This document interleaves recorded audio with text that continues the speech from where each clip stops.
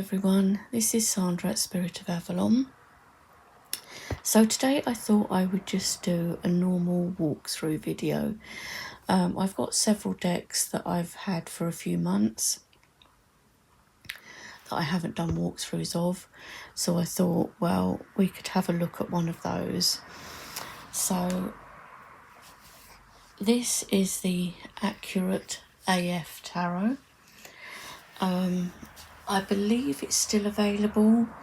I found this one on eBay for a really good price, so I picked it up. So I'm sure, you can find it that way as well, the same as I did. So this is the box. It's a square box. It's from 2020. This is an indie deck. And this is created as an invitation for you to deepen your connection with yourself on a mental, emotional and spiritual level. Accurate AF Tarot is a dreamscape portal, your go-to deck for honesty and enlightenment, and it is by Prism and Fleur Studio. So there's no cutout, so you have to kind of do this. And that's the inside of the box, and it has this foam insert, but the cards can be quite difficult to get out because they get stuck and they also get underneath this. So this might be one that I'll put into a bag, and that's the inside of the top of the box. So as you can see from the inside of that, the cards are round. So, but they're not huge. So they've got matte gold, kind of sparkly gilded edge to them, which is nice. These are the backs. So we've got like this gold foiling, and they are a rose petal finish. So might need to come in a little bit. The cardstock is actually really nice. It's quite thick,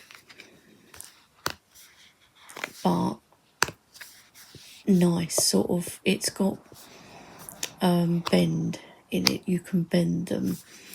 I don't know how this would be for riffle shuffling because of it being a round deck. It might be quite difficult, but it's a nice rose petal finish deck with good cardstock. So this is a different type of deck, really, I guess.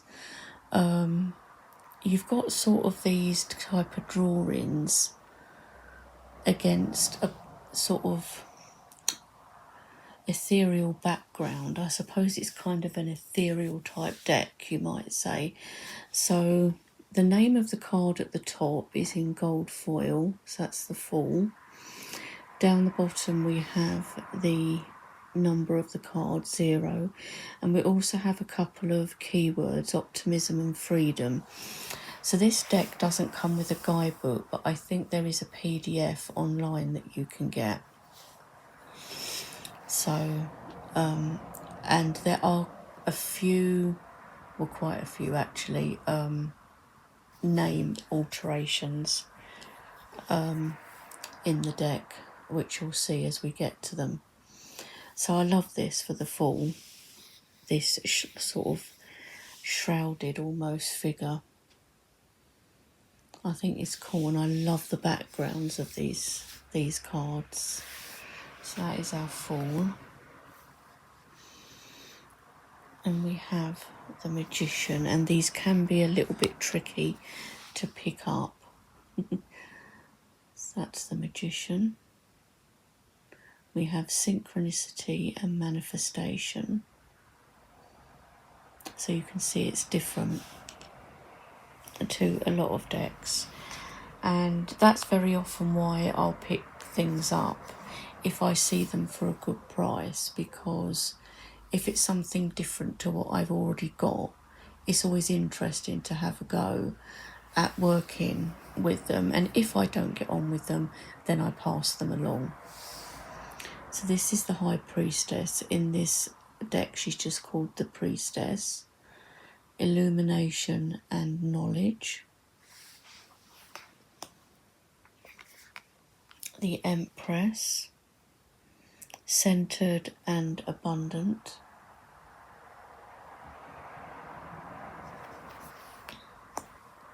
So some of them are quite minimal, like that Empress card, and others have more detailed type backgrounds. So the Emperor, and that is wisdom and passion. And this looks like dirty marks or something on him, but it's not. It's meant to be like that. I just love these backgrounds. I think that's what attracted me more to the deck, was the backgrounds. The Hierophant, we have spirituality and knowledge.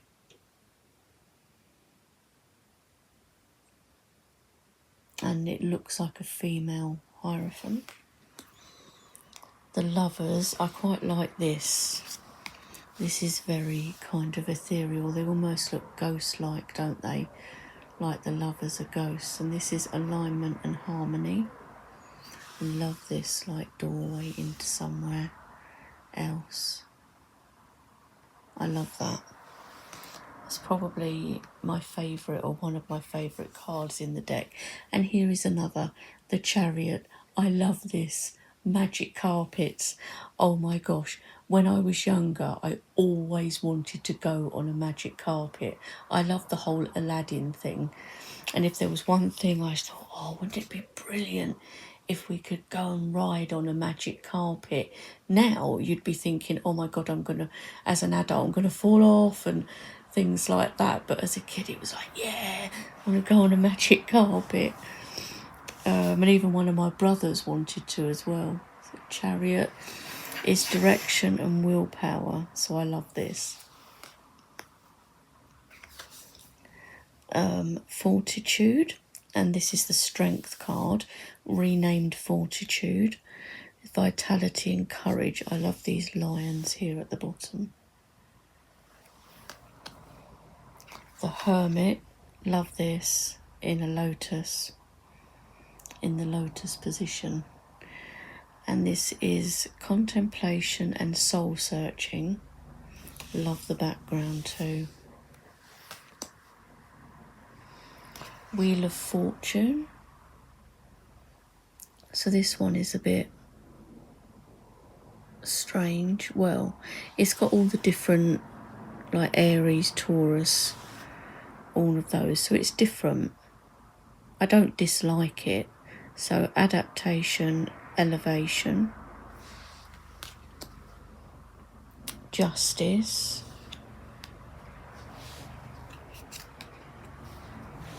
and this is understanding and karmic balance. Love the yin yang there.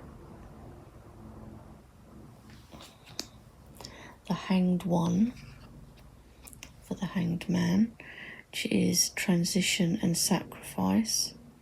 It's quite cool in that position, isn't it? Like when you see people in like circuses and stuff.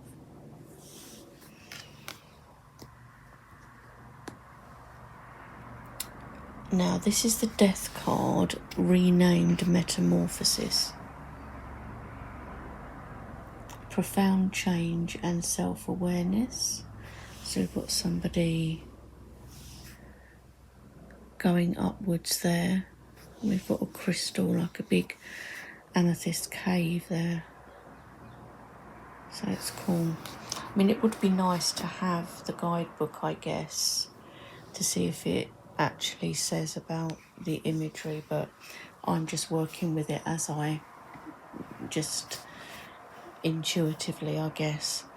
Temperance is moderation and equilibrium.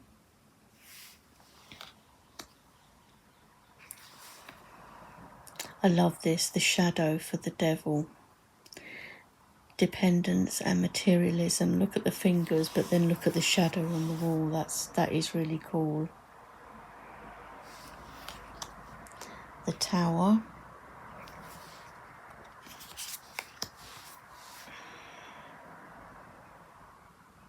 And that is disruption and conflict. The Star.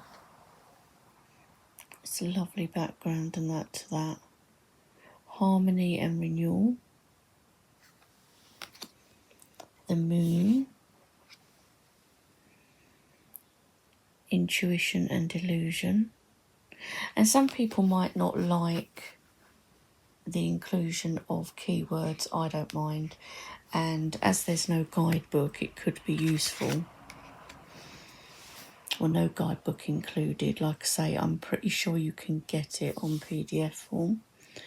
The Sun, positivity and abundance. It's like a temple, isn't it?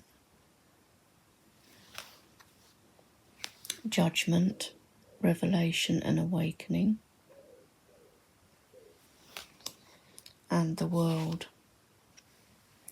is achievement and fulfillment. I like this.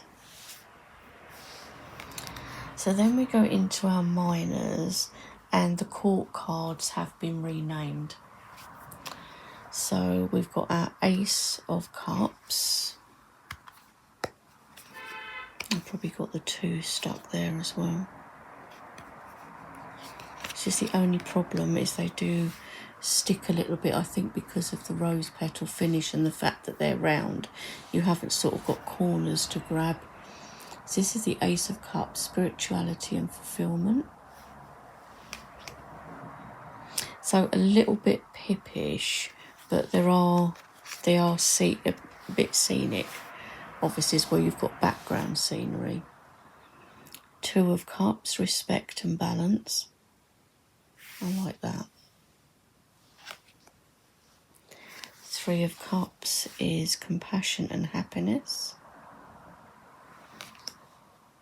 4 is contemplation and re-evaluation. 5 of Cups, dwelling and avoidance. I don't know if the camera's picking these up very well because some of them are quite pale coloured. The 6 of Cups is serenity and healing. Love that with the waves. 7 of Cups is speculation and opportunity. I love all these different symbols. And the sand, you can almost hear the water over the sand. The 8 of Cups is new direction and walking away. The 9 of Cups is contentment and satisfaction. Look at these sparkles on the water. And the 10 of Cups, abundance and attainment. And it's got the lovely rainbow there. So then we go into the courts. So the page is the Dawn of Cups. The Knight is the Spirit of Cups. I like this one. And then we have the Queen of Cups. Love that. And the King of Cups. And moving on to the wands. Swords, sorry. We have the Ace of Swords. 2 of Swords, which is indecision and avoidance.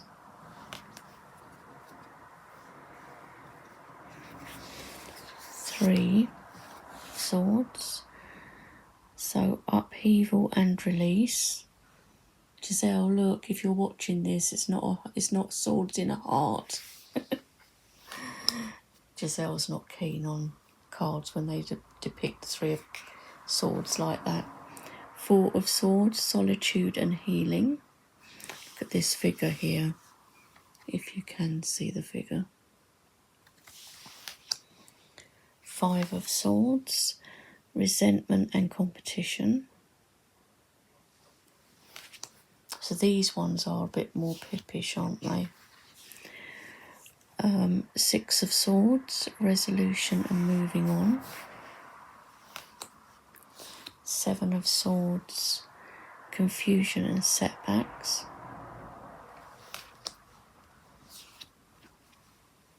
Nine of Swords, Eight of Swords, overcoming fears and self-entrapment. The Nine of Swords is conflict and anguish.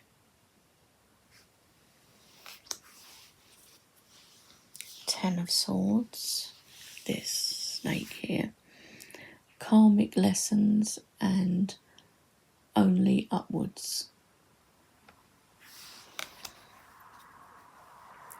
So then we have the Dawn of Swords for the page. The Spirit of Swords for the Knight, which is eagerness and tenacity. Look at that, it's like a person walking on the clouds. The Queen of Swords, self-reliant and perceptive, which is good because it gives us like that air quality, like to the swords, you know, the clouds and in the air and everything. And the King of Swords, so you've got the element there.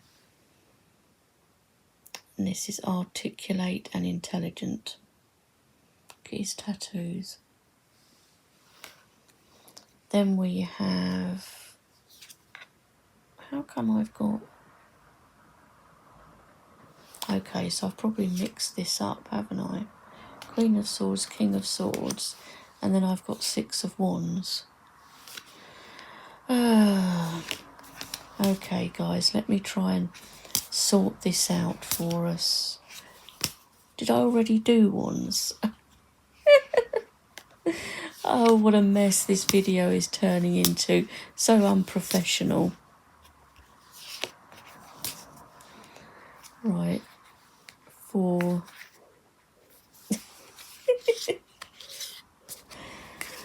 Okay.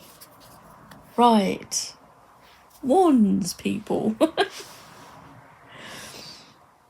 Right, so Ace of Wands, because I do not edit, so sorry about that. Ambition and willpower. This is quite cool. Two of Wands. Look at that great big crystal. Independence and achievement. Three of Wands. Development and opportunity. I love the crystals in it. Four of Wands is prosperity and harmony. Five of Wands is frustration and opposition.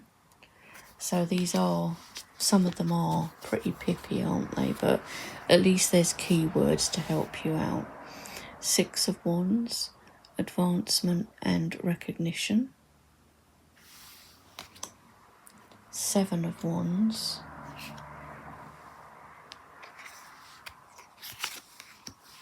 is persistence and conviction. Look at all those staircases. Eight of Wands is alignment and progress. So ethereal though, aren't they? Nine of Wands, test of strength and perseverance. And the Ten of Wands is responsibility and challenge. The Dawn of Wands, inspiration and potential. The Spirit of Wands enthusiastic, adventurous. The Queen of Wands, generosity and tenacity. Very cool. Yes. And the King of Wands is leadership and success. And then we have what would normally be the pentacles or coins, but in this deck it is called rings. So we have the Ace of Rings, which is recognition and successes. The Two of Rings, I like this one. I like the mountains and its fluctuation and adaptability. The Three of Rings, it's collaboration and competence. Four of Rings, conservation and practicality. Five of Rings is insecurity and recovery. Six of Rings, generosity and assistance. The Seven of Rings, this one's nice. Investment and diligence. Eight of Rings, resourcefulness and positive potential.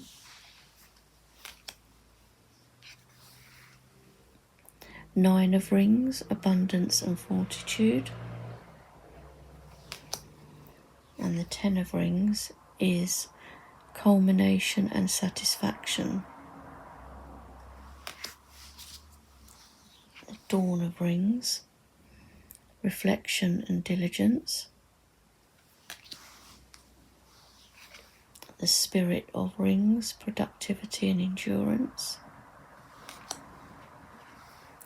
Queen of Rings, practicality and generosity. And the King of Rings is responsibility and abundance. So that is the entire deck, guys. It is different, definitely, and will definitely not be everyone's cup of tea. I quite like it. I like the sort of dreamscape, ethereal artwork, and you know, the background images, even if some of them are quite pippy, because you've got the keywords, at least you've got a little bit of a prompt there to help you out. But I do like them, and you know, they're different, being a round deck as well, and they're not too huge. Sometimes the round decks, the cards can be really massive, and I did think to put another round deck with this. I did think, I wonder if it'll work with the Canter G. It might not, because the artwork and everything's different, but you know, it's always worth giving it a go. So anyway, I hope you enjoyed watching, guys. I will be back soon with probably another walkthrough, and I know I've still got to do my deck collection videos, but I think it's going to take me a while to do those. But yeah, so anyway, I hope you enjoyed watching, and I'll talk to you all soon. Bye for now.